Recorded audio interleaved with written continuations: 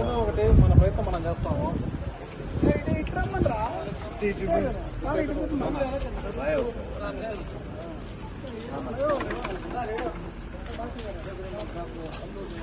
అన్న మీడియా కాదు చేస్తాను సార్.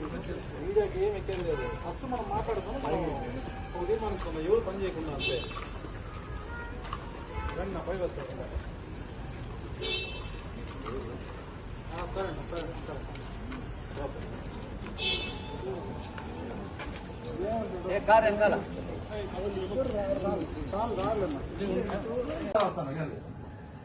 మాట్లాడతారండి కానీ వచ్చేస్తాను.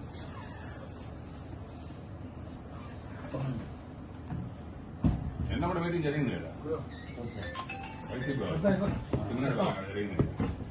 అది రోడ్డు ఓపెనింగ్ మీటింగ్ మనం కూర్చున్నామే, దీన్నే రాత్రి కూడా నడిపిస్తాను. దానికే మారుతుంది. ఎందుకంటే ఇంతమంది తెల్లలేడు ఉన్నాగా అందరూ చోట కూర్చున్నాక నిర్ణయం తీసుకోరు. ఆలోచిస్తారు మా క్యాండిడేట్ కూడా ఆలోచిస్తాడు. ఏ క్యాండిడేట్ ఇచ్చాడో ఆ క్యాండిడేట్ కూడా ఆలోచిస్తాడు.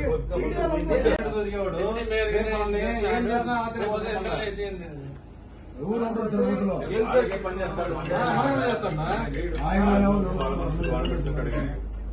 కనీసం మనల్ని లెక్క కూడా పెట్టాడు.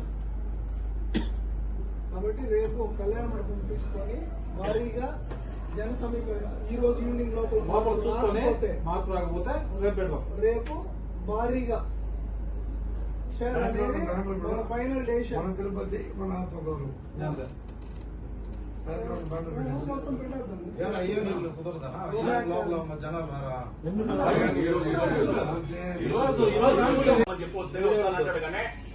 రారు, ఖచ్చితంగా రారు. వచ్చే ప్రసక్తి అది ఇప్పుడు మనలో మనలో ఏ ఒక్కరి వీక్ అయినా కూడా మనీ వేసిపోతాం. వల్ల సీట్ జనసేన ఏమి డిస్కషన్ చేయాలన్నా, అభ్యర్థి చేయాలన్నా నేను డాక్టర్ గారు రాజారెడ్డి కొత్త లిస్టు మారికి ఇవ్వండి. మమ్మల్ని అడిగి చేయండి. మమ్మల్ని కాదు లోపలికి వస్తే వాడికి ఏం చేయాలి మేము రెడీగా ఉంటాం. కానీ ఇక్కడ మాకు పార్టీ పవన్ కళ్యాణ్ ఇంపార్టెంట్ ఏం చేస్తా, ఈ తిరుపతిలో పుట్టినా వీడు పెరిగినాం. ఈడ మనం బలంగా పోగొడితే బయట జనాలు రేపు మనం చుట్టాం కదా. చిత్తూరు ఫోన్ చేసి గాజు చీరలు పంపిస్తే వేసుకొని తిరుపతి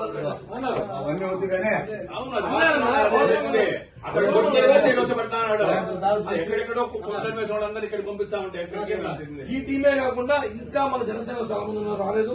టీడీపీ కూడా రాలేదు. అందరూ పిలవండి, అందరూ కలిసి ఒకే దాంట్లో వెళ్తాము. మనం అంతా కలిసి వెళ్తే ఏ పార్టీ అధ్యక్షుడు కూడా ఏం చేయడు. మనల్ని కాదు చెప్పి కొత్త తీసుకొచ్చి చిత్రం ఎలక్షన్ చేయలేదు. క్యాండిడేట్ కూడా రాడు.